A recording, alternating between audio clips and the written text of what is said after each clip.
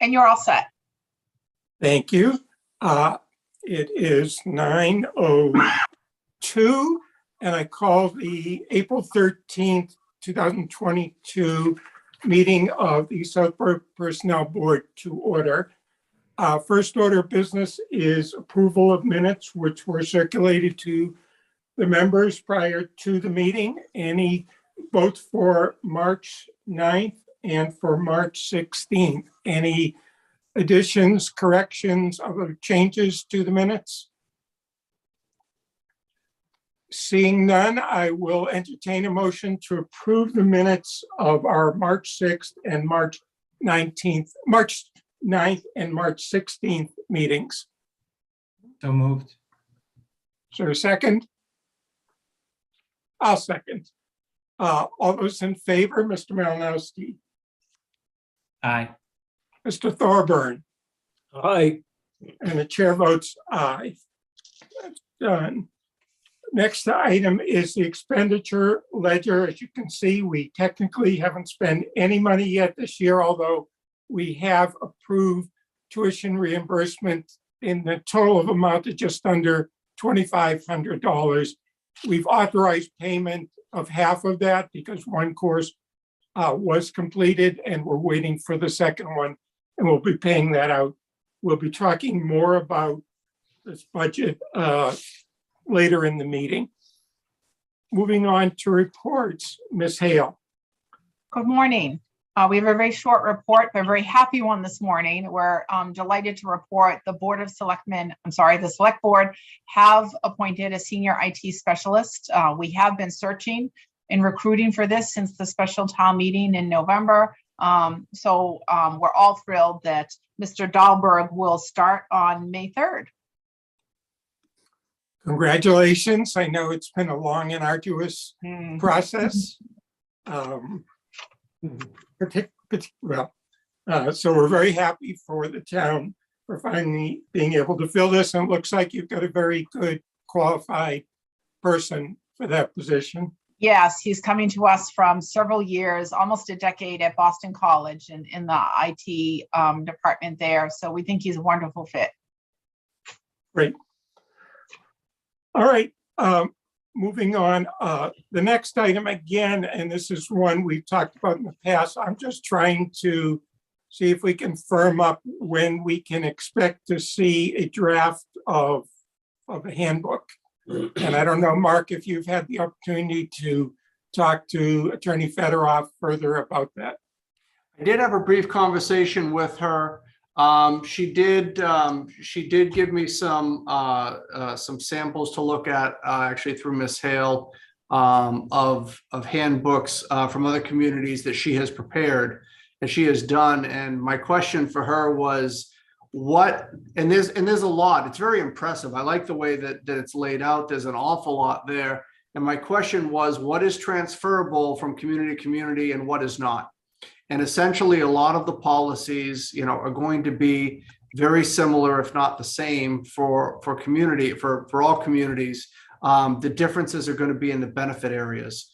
That's where obviously things are going to change. So it'd be different. That piece would take a little bit of time. So I'm hoping to be able to get with Kate after town meeting and start to put this together. Possibly have a draft for you sometime in June. That you can at least understand the structure and look at and the pieces and how it is and make sure that we're in the right direction before we go too far down the road. And then I think the thing that will take a little bit of time is just working with Attorney Fedorov and also with Mr. Ballantyne to make sure that the policies accurately reflect the benefits and accurately reflect what's in the SAP. Okay, that'd be great. And along those lines, one thing she mentioned, and we've talked about from time to time, is how do we go about sort of extracting some things from the SAP and put them in a policy form so that they can be more easily revised and changed. And I'd be interested in having a further dialogue with her about what the process would be, what her thoughts would be about how we would do that. Obviously not for, I wouldn't even think for the fall, if there is a fall town meeting, but maybe with an eye towards next year's town meeting, assuming that something that we could do. I know we've talked about that. We tried to do some policies, but it's sort of hit and miss. And I think there's some uncertainty about what we can really do on our own and what needs to be in the SAP and change that way. So there's no rush on it, but at some point I'd like to have a further conversation with her about that.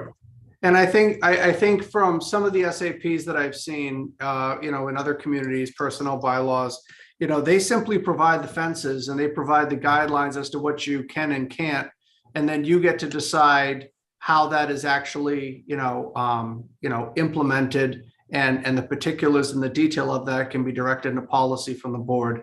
But yeah, I guess the question is, where do you start? What is your beta test to do that for? So. Sure, we can look to schedule. I can work with you to put together some times, and at least to get with her to try and lay out a game plan and then bring that back to the full board. Okay, thank you. And obviously anyone else on the board who'd be interested in participating in a conversation, and if we had to, we could certainly bring her in for another meeting. So I leave that to the others. Barry, I had a question. It looks like John has one too. Sure, go ahead, Jason. My recollection is Oh, back when I was on the board previously, I thought town council recommended that we not have an employee handbook.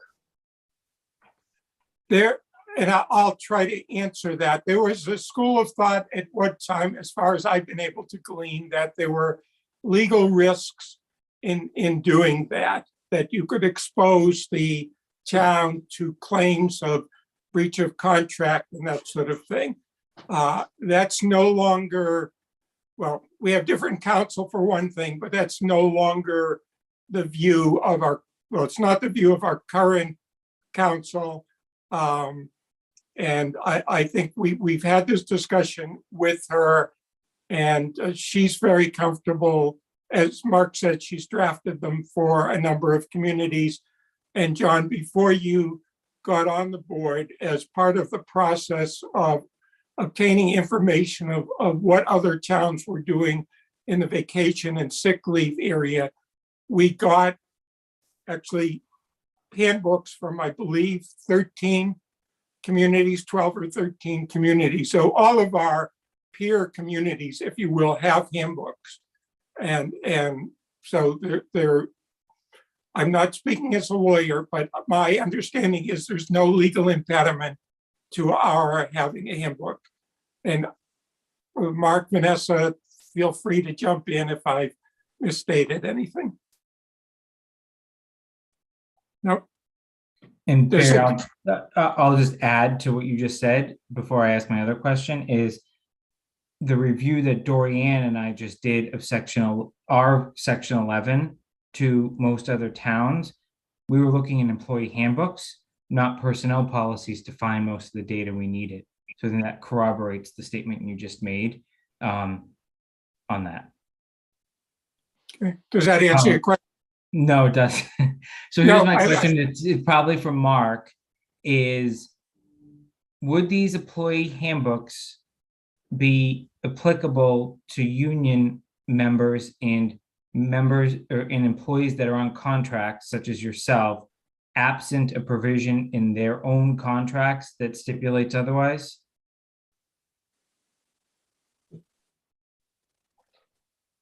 I think that there will be, I think that's a mixed answer. There will be some things I think that you apply to all employees of the town, but then there are going to be some things which, to your point, may be contradicted by working conditions or provisions in the union contracts. So yeah, I'm kind of looking at Vanessa to see if she's got a better way out of this, but I think it's not one answer fits all for that, Jason. So why don't we just No. ask Kate? why don't we just ask, like, whatever kickoff meeting you have with Kate? Sure. Like, I would like to understand the parameters. I'm fully in support of moving forward with this. I think we need it. I just want to make sure we understand the parameters so that it doesn't look like the SAP is trying, and the personnel board is trying to dictate policy, especially for the collective bargaining units. And if there are going to be applicable policies, would appreciate her counsel on how we get them involved in the discussion before, right? To make sure we're not, Yeah. circumventing something that they would be considering that may be different, but there's a lot I of mean, policies that like. look, I mean, inherently, the salary and administration plan governs non-union people. Right? And so you're deriving policy off of the authority from the bylaw, which is for non-union people. The union contracts always take a look at what's in the SAP and what benefits the non-union people are getting, and they use that, as somewhat of a jumping off point, in terms of, well, we all should have this. But so like I said, so I'm not sure it's apples to apples, but I'm happy to chat with Kate about that to make sure that we're not doing something that, helps us on one side and causes us problems on the other. It's all I'm Yeah. looking to accomplish. Yep. Yeah, I think that's a great question. And I think, as Mark said, on the union side, I don't have a concern, but certainly with regard to those employees who have contracts that reference the SAP and attempt to pick up what the SAP is doing, we'd have to sort that out and make sure we had the right language in there to make clear what applies and what, if there was something that didn't apply. So yeah, I think that's a good point that needs to be followed up with Kate. Any other questions? John? I go back quite a ways, and one of the best pieces of advice I ever got when I first come on as an administrator was from the town council. And he told me, the less you have in writing, the better off you're going to be. So I don't know. This handbook stuff goes back a way. We've done without it. I don't know whether we need it. Well, yeah, and then certainly we'll have an opportunity to talk about that. And we're not really putting anything in writing that's not written somewhere else. Essentially, it's really just bringing it in one document that employees can reference, can have copies of, if you will. So it makes it easier for them to find things that might apply to them. But again, it's a conversation that we can have as we get further down the road here. Okay, thank you. All right, anything else on that subject? Okay, moving into old business, salary study. So just as background, I have tried to reach references with limited success, but I did speak to a person who had been a town administrator in 2 different communities and had used the Collins Center in both. And she raved about them and she recommended them very highly. So I didn't hear anything that would cause me to come back to the board and say we shouldn't go forward with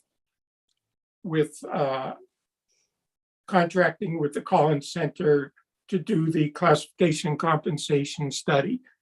You have in your packets a first draft of an agreement that was sent to us. We've gone back to them on a couple of points. One is how we're going to pay them, and that's something I'll talk about in a minute. Another point was in the exhibit, it says the center will work with assistant town administrator, and that's not right because Vanessa has a conflict. So she can't be the person who's working directly with them. And we have discussed this meetings in the past. I think Mark said you can work around that limitation that we have. And so we'll be, well, I don't know that we'll be seeing another draft, but we are still working with the Collins Center to finalize the contract. Any other points that people saw in the drafts that you wanted to raise? Jason, I see you nodding. Yeah, looking ahead to where we're going at town meeting in terms of one of the potential revisions is, I believe you all added the new public health nurse / assistant health director. But if you actually go back to the scope that we sent out, I don't think that was actually in there. And I know there's a nurse position, but that I think falls to the incumbent that sits under COA right now, not the Board of Health. So I think you potentially need to add a job description to the salary survey, unless you believe it's covered under one of those others, because you just created a new title. And somewhat part and parcel to that is I went through the listing, and we know we have a few positions in town, such as the treasurer, that can be in the SAP or can elect a contract, right, under state statute. For example, the treasurer is not in this salary survey, but the public health director is. The public health director is under salary, like is under a contract now. So I think they either all need to be in or they all need to be out. And I get that people could pivot in and out depending on who's in that role, but I don't know if anyone had a strong view. It just seemed inconsistent. So it's two questions, but somewhat relating to the same quandary of what you've all been dealing with Board of Health. Yeah, on the first one, and maybe Vanessa can opine on this because she's dealt with them.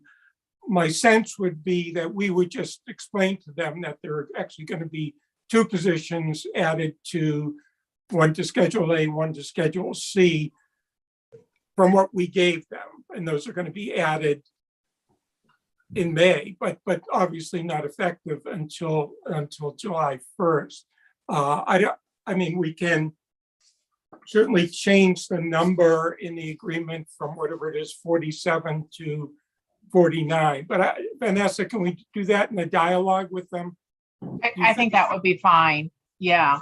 And we'll just, give them the caveat that, some of those positions are incumbent, obviously, upon the SAP passing a town meeting. But I think they would be certainly open to that. Yeah, on the second one, it's a very good question. The issue, I guess, would be that the people who have contracts negotiate the amounts of those contracts with the town. And so the town would be able, I think, to do something that was outside what might be called for in a salary study. So if we put a job, and we'll just use treasurer as an example, if we put that in somewhere in Schedule A, and for whatever reason, there's a negotiation that puts the compensation outside that schedule, where does that create a problem? I'm not suggesting we do. I'm suggesting the latter. We don't do the public health director unless we think that's coming back into the SAP anytime soon. Oh, okay. And that's fine. I wouldn't have a problem with that. And if it comes back, there has to be a job description. We go through the same process that we go through for adding any position to the SAP. So that's fine. John, do you have any comment about that? You're not going to like my comment. Okay. I don't Say it think- anyway. I don't think we ought to spend a dime on salary studies. I think they're a waste of time and a waste of money. Okay, we're required by the SAP to do it. It's not a voluntary thing. Every 4 years, we're required to do it. Well, can't we do it on our own? Not really. You really need to have, and again, Vanessa and Mark can speak to this, but you really need to have some expertise in this field. My experience with the salary studies are the company comes in and interviews every position and figures out whether they're in the right scale or whether they're in the wrong scale, might add a couple of things to it, but in the long run, we should know exactly what the position is worth. We know what we're gonna pay. I don't care what by and large, there isn't gonna be any change made based on what you're gonna get out of whatever you're gonna spend, $20,000 or whatever. I'm sorry, I personally don't believe it. Okay, I appreciate that. A couple of things. One, the committee has already approved this, so I don't know that we could go back. The other thing is, this does provide some additional protection to us with regard to the Massachusetts Equal Pay Act. So we're doing a study to make sure that jobs that are similar in the type of work they do are being paid the same amounts. And again, in my experience, there's a value in people who study this kind of thing all the time, evaluating that as opposed to we lay people doing it. But I appreciate your viewpoint on it. Mark, you look like you wanted to add something. No? No, I'm fine. Thank you. Okay. So that does bring us to funding. So as you will recall, we've had this discussion about funding. The contract is for $12,000. We don't have sufficient funds either in this fiscal year and next fiscal year for this type of service to cover the $12,000. And what we talked about was going back to the select board and requesting authorization to use other money in our budget that we would not be spending for this purpose. If you look back at the expenditure ledger, out of our $5,000 in tuition and reimbursement, we're going to be spending roughly half of that. And we know we're not going to be spending the other half because it's too late for anyone to request the funds for this fiscal year. So we have $2,500 left there. We're going to be spending the full $5,000 in management consulting. We may or may not, depending upon what comes up later in the meeting, be spending some of that employee development money.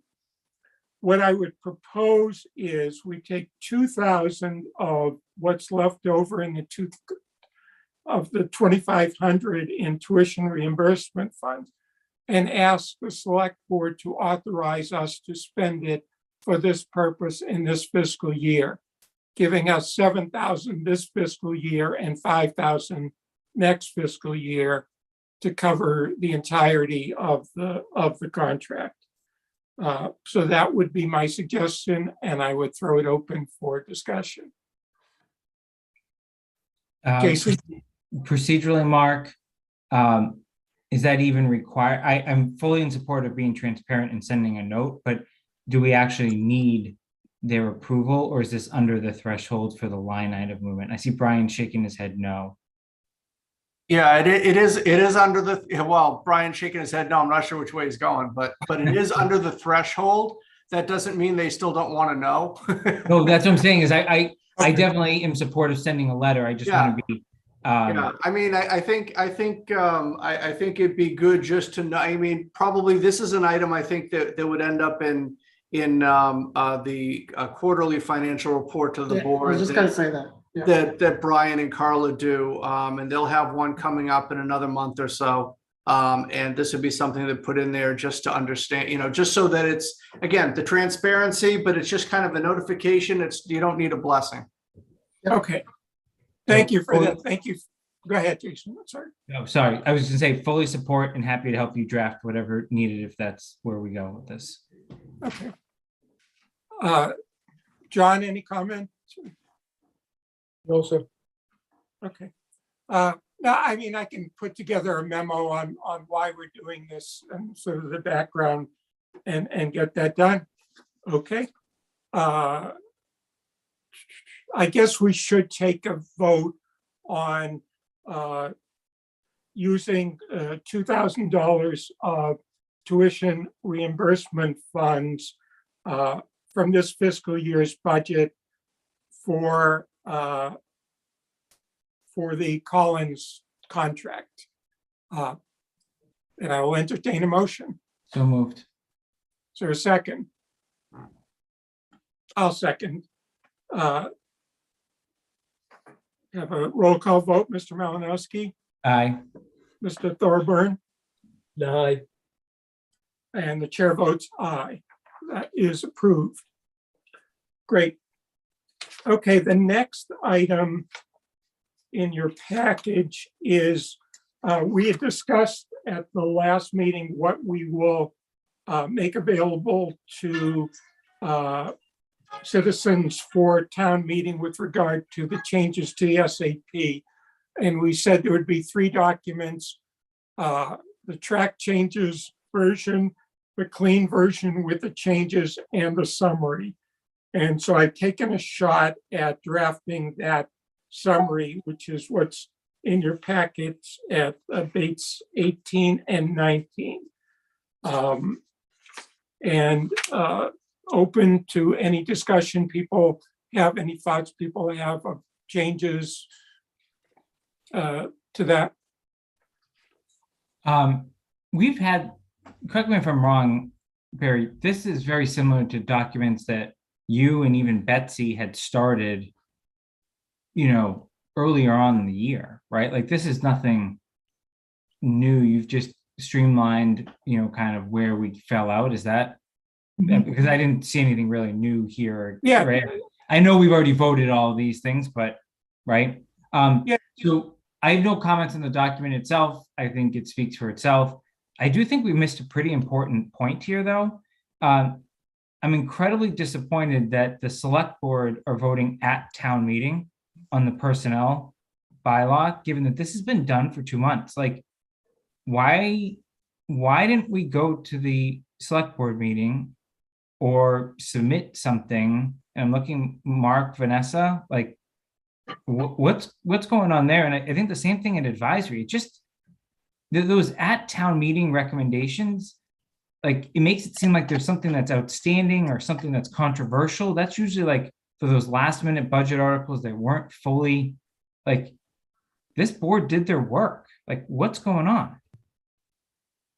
There were a couple of instances where we thought advisory was going to schedule the personnel board, and I mentioned that to Barry recently, and then it came off their agenda. So at this point, I don't know if I'm the talking about advisory select board. committee is Select looking board, for this. Vanessa. You have no control over advisory. I get it. That's. I'm just making a point about the communication we received about advisory, which it never appeared again on their agenda. But what about select board? That they have not asked to meet with the personnel board. But was this document that Barry has in front of us given to them? It was given to them this week, yes. But this has been baked for at least a month and a half, 2 months. We haven't taken a motion on the bylaw in at least a month, right? No, I shared the document with the select board yesterday. They, as I said, they have not asked to meet with the personnel board. I wanted them to see what the chair had prepared, so shared it with them yesterday. So, all right. I don't think we're following the question. The question is, our packets are pretty clear, and Barry's done a great job continuing what Betsy started, right? And I know you have a lot of help, Barry, like in terms of getting certain things together, but like, shouldn't there have been a process that the second we were done and said personnel board's all done, we're not taking any more positions on town meeting, that either Vanessa, you or Mark should have gone to the select board and said, here's the final language, here's the summary of the changes. Do you have any questions that you want them to come in on? That's what was missed. So I guess we, as the personnel board, need to kind of force that on them next year, because I'm just embarrassed that it says at town meeting now in the warrant.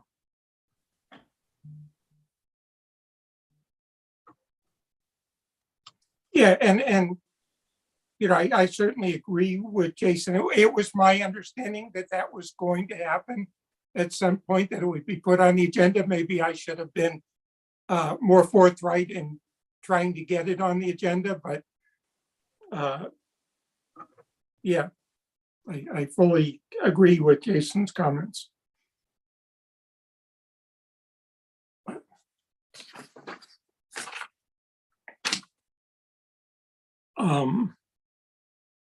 Okay. It is what it is at this point. Let's move on to item 4C, benefits. We had discussed, I'm pretty sure it's Jason's suggestion, well, a couple of things that we talked about was reaching out to employees to get their input as we move along, hopefully fairly expeditiously, on what we want to do on vacation and sick leave, if anything.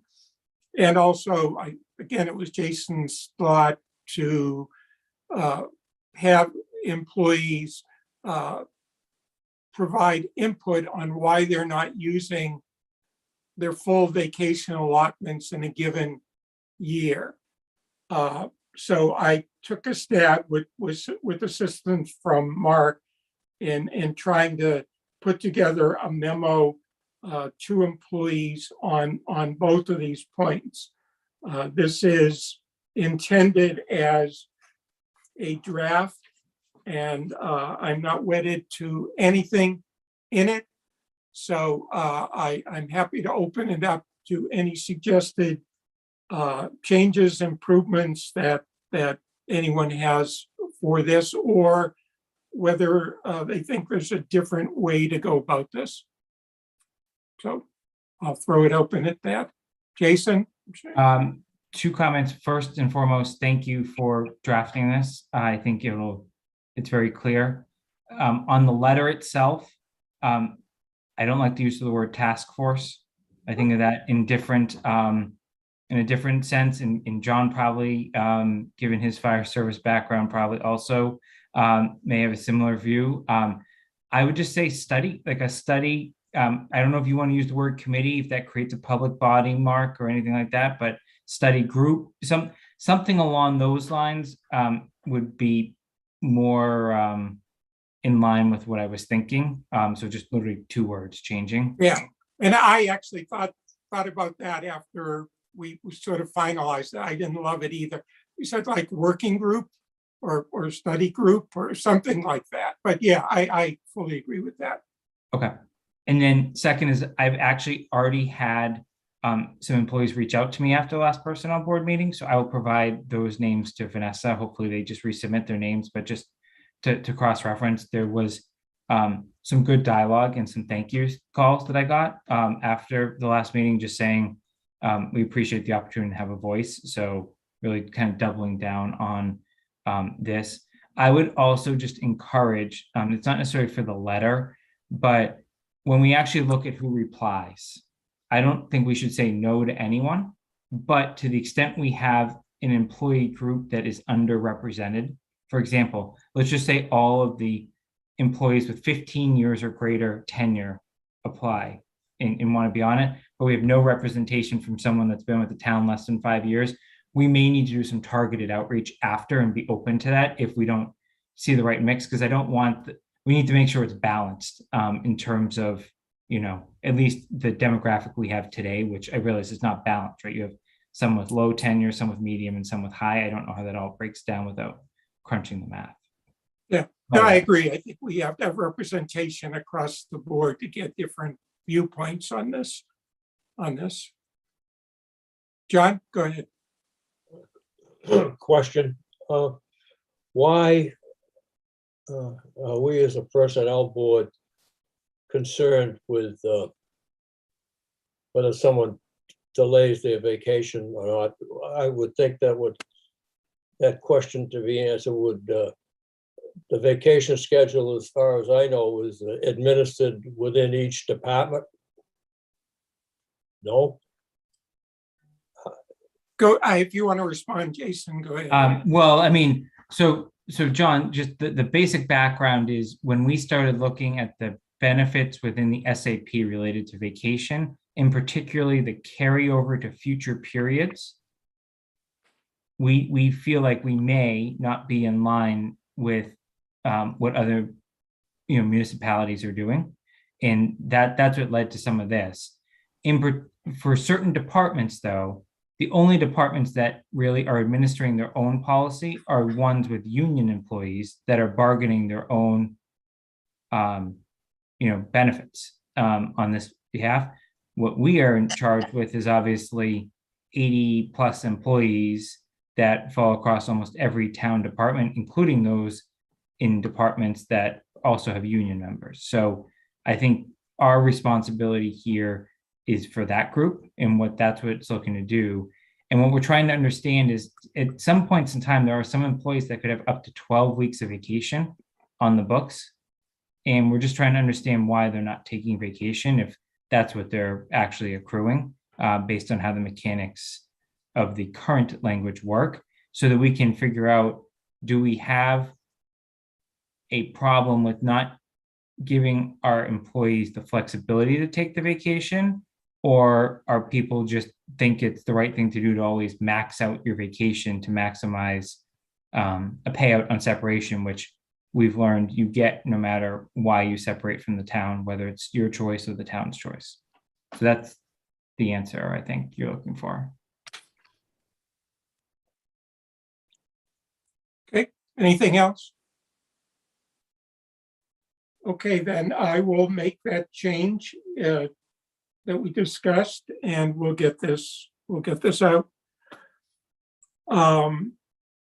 Okay, moving on to 4D, it struck me, and I guess it should have struck me earlier, that the changes we're making to the SAP with regard to performance appraisal, in other words, getting, and the policies we've drafted, don't take effect, assuming town meeting agrees to them, until July 1.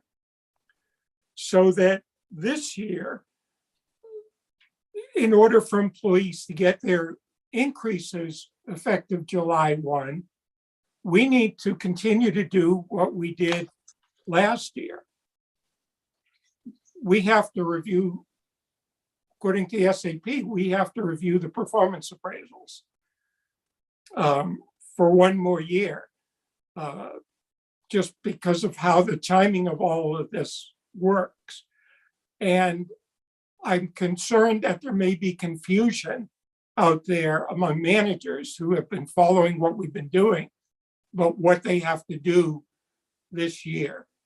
So my thought is we need to send out, I can draft a communication to managers, just reminding them that, these are the dates when we have to get the performance evaluations, so we can then approve them at our June meeting.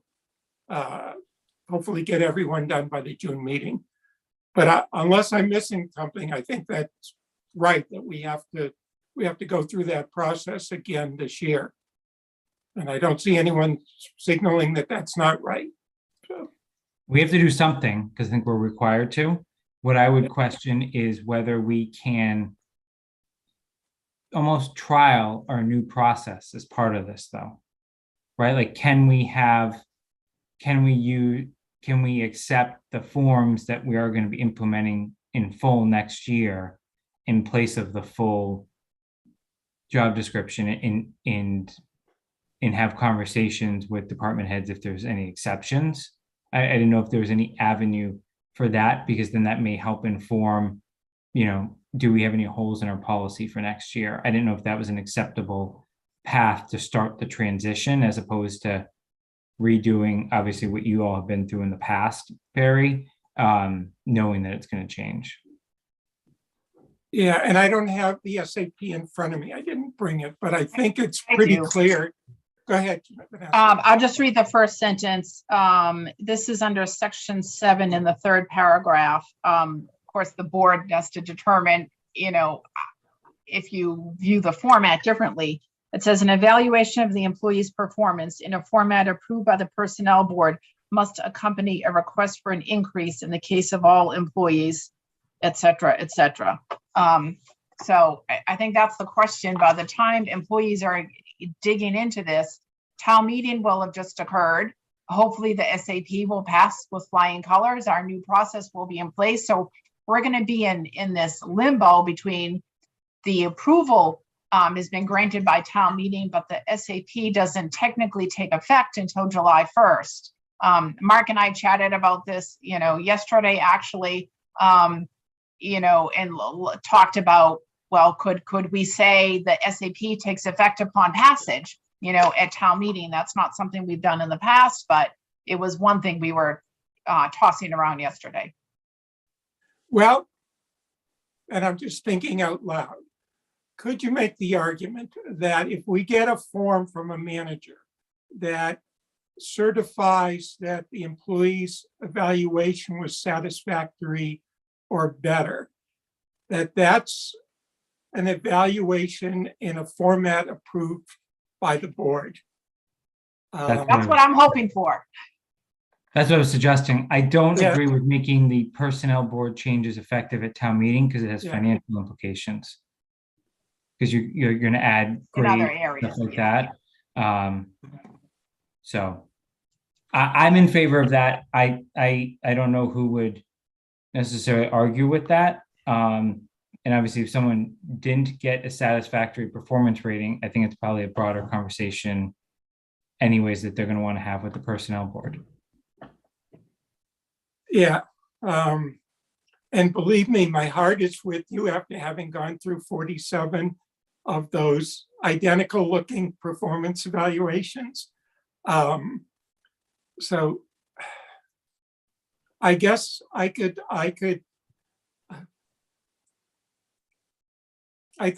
don't think it's an unreasonable position, an unreasonable interpretation of the SAP. Let me put it that way. I think I could make the argument that this is the format we have agreed to. So let's try that approach then. We do have materials that we have previously approved, the policies that we can, and I can maybe do some kind of cover memo that we can send out to managers that lay out the new procedures and get that out so they'll know what our expectations are. So let's give it a try. As you point out, I'm not sure who's going to complain about it. I can't see the managers complaining. And no employees going to complain that I can foresee. So let's do that. Gary, one follow-up question. Are you going to stick with the June 1 deadline? That's something we want to start conveying to managers who are already working on their reviews. Yeah, because I think we want to approve the changes effective July 1. So yes. Okay, thanks. Okay, moving on to new business. As we were advised earlier, we have a new senior IT specialist, and there is in your packet at page 22 a memo as well as Mr. Dahlberg's CV and a letter from him, which all sort of together lay out the justification for our approval of 3 weeks vacation for him, which is being requested. Is there any discussion about this? Seeing none, I will entertain a motion to approve 3 weeks vacation for Mr. Dahlberg. So moved. Second. Okay, take a roll call vote. Mr. Malinowski, Aye. Mr. Thorburn, Aye. the chair votes aye. That is approved. And then lastly, the last document in your package is a proposal for employee development, and I'll let Vanessa speak to this. When we originally talked, the plan was to ask the personnel board for $3,000 for this purpose, but it's not clear to me that you still want to do that, or is it? Yes, it would be. Mr. Wortman is a trainer we've used for the last, 5 to 10 years in a number of different departments. He's done workshops for large groups for us. He also, especially within the last 3 years, has been doing a lot of one-on-one coaching in multiple departments. He's someone that gets rave reviews from our managers whenever he's been here. As detailed in the memo I provided to you, he has a new workshop that he's been delivering to a number of our peer communities in Metro West cities and towns over the past year. And this is a request we'd like to bring to the personnel board for $3,000 out of your FY22 budget. He is just started doing training in person again, so that's something we would really like to take advantage of. He is available to deliver this training before June 30th. So that's why I wanted to bring it to your attention at this meeting. Questions? Who would be Jason. invited? It would be specifically for our managers, department heads. I think there's a lot of money for a small group. And I'm not sure why we're not looking at something that may encompass a broader population of our employees. There's no reason we can't open it up to a larger group. Typically, we've done trainings for department heads, first, and then deployed it to mid-level and lower level staff. So that's been our model in the past. So you're going to come back for another 3,000 next year for something similar for non-department managers? We haven't determined that yet, Mr. Malinowski, what we would look at for training next year. We wanted to take advantage of this session with Mr. Wortman while we had some money this year, because we have not done any employee training in FY22. If I can ask, is this program targeted at department managers, or have we just made a decision that we want to do it for department managers? I mean, in general, a lot of his training is targeted at, developing leadership qualities. So I would say it is focused on managers in that way. Although he has delivered training to, all groups within the organization. And is the $3,000 just the figure he charges for doing this, regardless of the size of the group? No, I think if we were to open it up to all employees, I believe the cost would increase. Is that because he has materials, or other than like printouts? No, I just think that I told him what the size of our group would be, and this is the quote that he gave me for that. So Which is if how I many were to, people? I'm sorry? How many people would this, if we approve this as is, how many would it be? It's generally between 20 and 22 people.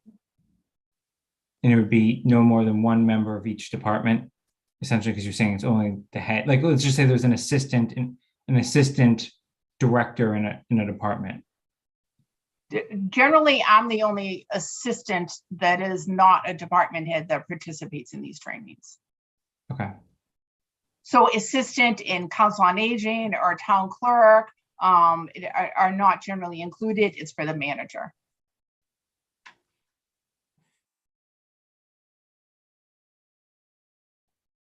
Okay.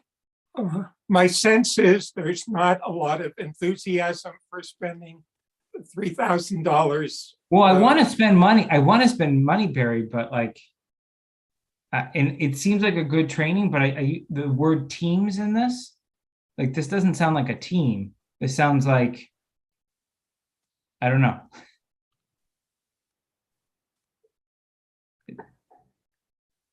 Are you looking for a different focus, or is it more a concern about the amount? I mean, I know these things cost money. You know, it just is how it is, right? He clearly has a successful business doing it if this is what people are paying him for 3 hours of time, right? And has some intellectual property that obviously he's come up with.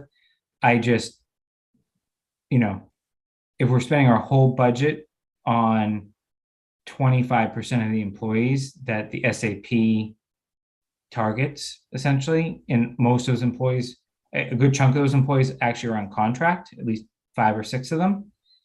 I don't know, it just, you know, there's a lot of skills I think, you know, we can help to develop with our employees. And I guess I would have liked to seen like a few potential options and understand why this one rose to the top. And I just haven't seen that. So I mean, one of the reasons this rose to the top is we've used this facilitator before. He gets great reviews from the staff that has worked with him. You know, in addition, especially, you know, as we hopefully move out of the pandemic, you know, we keep reading about, you know, 30 to 40% of employees suffering from, you know, mental health concerns. We wanted to bring someone in that could try and help, you know, build on skills coming out of the pandemic. When the difficulty I have in doing workshops for all employees is it's really hard for us to take everyone at once you know, into one group and still maintain staffing in all of our offices when the public comes in. So we typically will break them up into groups and do back-to-back sessions. That's naturally why we typically will work with managers first. But of course that doubles the cost since I can't do everybody at once. You say we've used him before. Is this roughly what we paid him for similar work in the past? I'd have to go back and look. I think it is very close to the cost for the last time he did a group training, which was geared more about performance reviews. So 2 comments and I'm going to be done on this. One, you said that 30 to 40% of your employees, you know, are struggling, I think was the word used. Like, we're making an assumption here that it's the department managers, right? So I don't know, there's no data that would support one or the other. So I don't answer that question, just factually. 2, if we can get more employees involved, just shut the townhouse for 3 hours. Put it like, schedule in advance, let the public know, maybe especially a Friday morning, just say the townhouse is closed this Friday for employee training. I see it done in many other municipalities to get people in the same room. And I think it will actually increase your camaraderie amongst your departments, especially where you're so fractured based on our physical assets that we have to put you in. Like, you're in different buildings across the board. And I think you have supervisory staff at other departments that could benefit from this too. You may not be able to do everyone, but I would just, if there's a way to broaden the umbrella without, you know, doubling the cost, I would just encourage you to look at that. And then in the future, not necessarily now, I would ask you to bring a few options in why, and potentially even some data around what the employees are looking for, because, you know, I also think we should get different facilitators in here, as effective as this gentleman may be. You know, different perspectives are also good. Thank John, you. you had- Certainly do that. Go ahead, John. I don't know that Mr. Malinowski will agree with me or not, but I think I agree with him. At this point in time, everybody is hurting. Department heads, employees, everybody. One of the things with department heads that I think you'll agree with this is they're kind of isolated. They're on a plateau all by themselves. There's them and there's their employees that are out there, you know, whether it be a union or whatnot. I'd like to see, as a department head, at this point in time, I'd agree with Mr. Malinowski.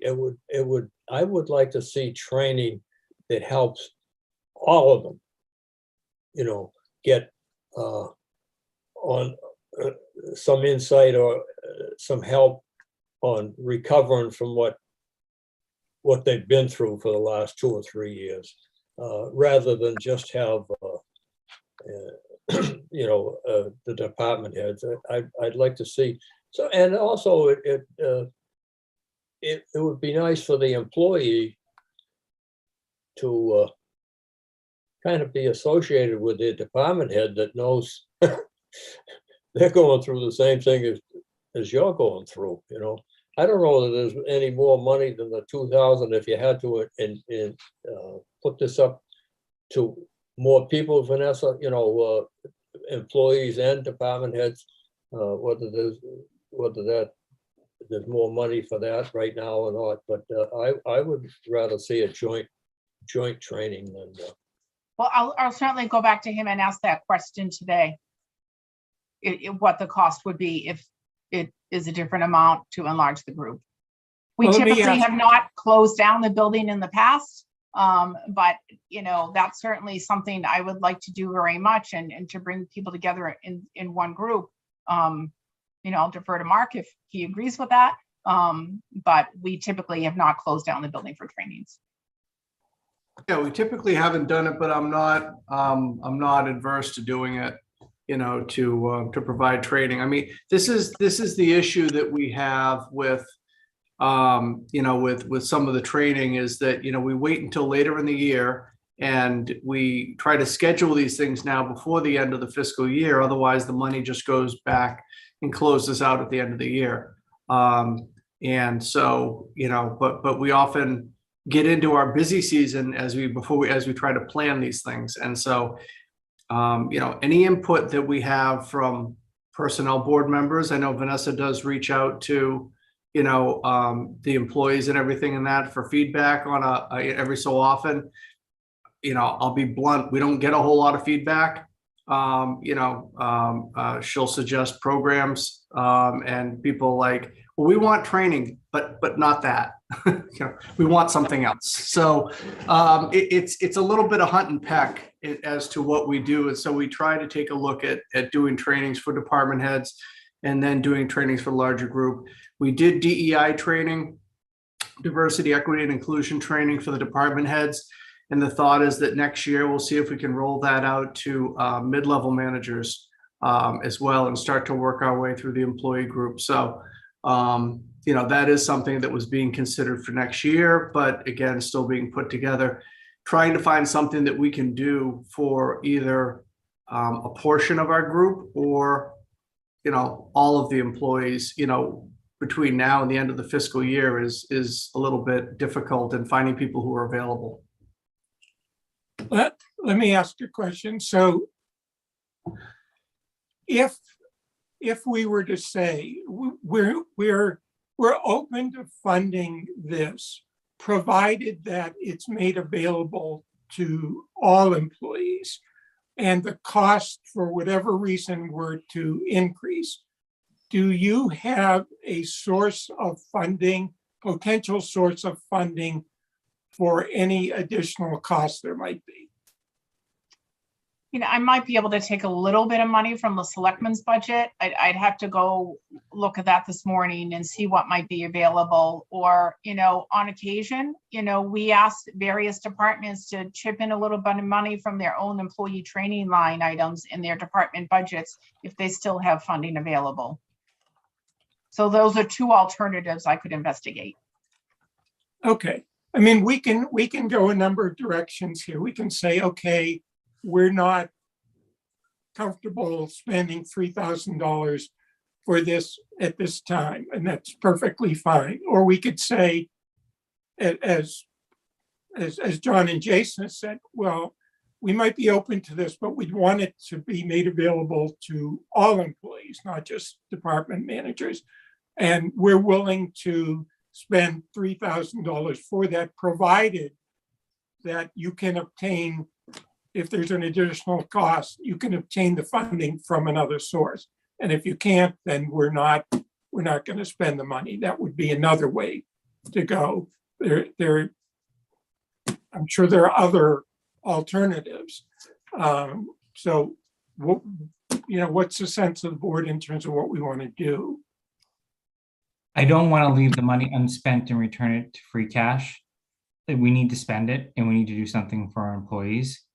I like the idea of let's see what it would cost to expand the population, right? We're not going to get full attendance, right? There's going to be vacations, holidays, some people don't work every single day depending on their own schedule.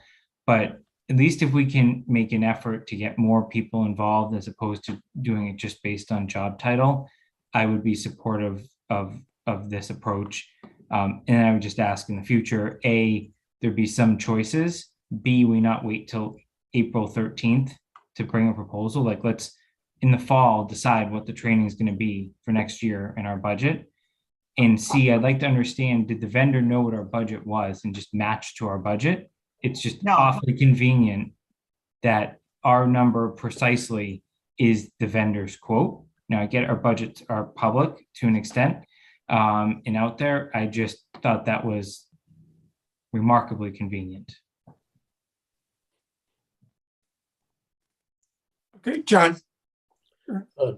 Speaking of the future, Mr. Purple, I think the idea of closing down for a day to get, everybody included so you get a better coverage, but I think that has to happen earlier in the year. You don't want that happening in June when the hectic pace of trying to get everybody to spend their money or not spend their money or what. There's a lot going on in the month of June to finish out the fiscal year. So I think this training should really take place a lot earlier in the year.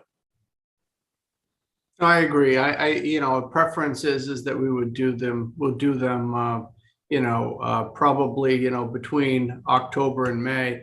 It complicates things when town meeting gets pushed into May from March.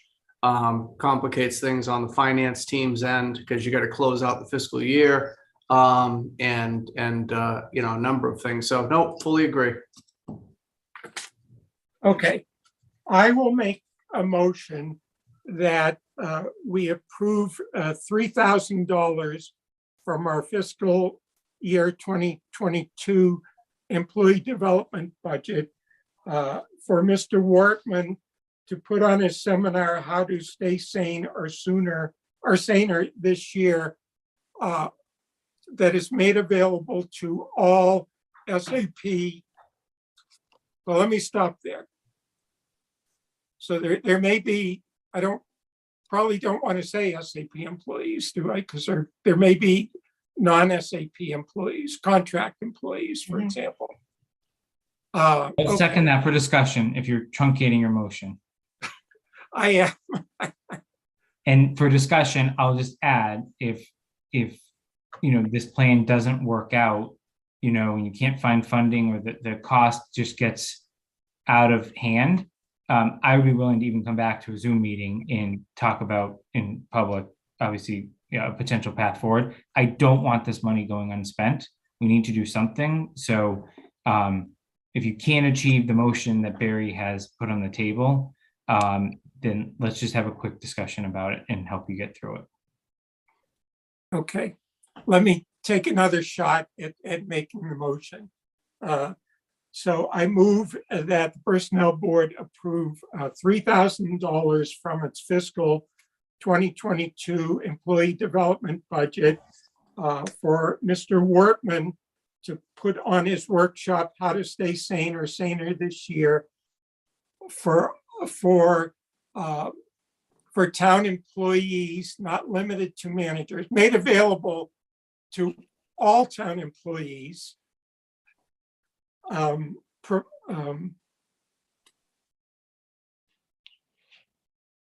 guess that's all I need to say. Second. Okay, second. And look, we're gonna have minutes to talk about this whole thing. This meeting is recorded. I think we all understand the intent. And Mark and Vincent will let us know if they run into obstacles. Okay. All right. All in favor, Mr. Malinowski, Aye. Mr. Thorburn, Aye. and the chair votes aye. That is approved. Okay, is there any other business to come before the board today? You just Seeing want to set none. your next meeting date? Well, that's my next item, board calendar. For May, are people available on the 11th? In time? 9 a.m.? Yeah, that's fine. John, does that work for you? Yes, sir. Okay, let's do the 11th. Why don't we schedule for June while we're at it? How does the 15th look?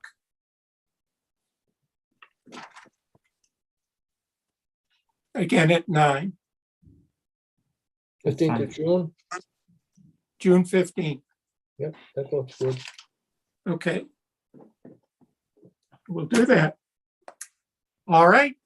I will entertain a motion to adjourn. So moved. Second, Okay. Mr. Malinowski, Aye. Mr. Thorburn, aye. chair votes aye. We are adjourned in Thank just you. over an hour. It's an improvement.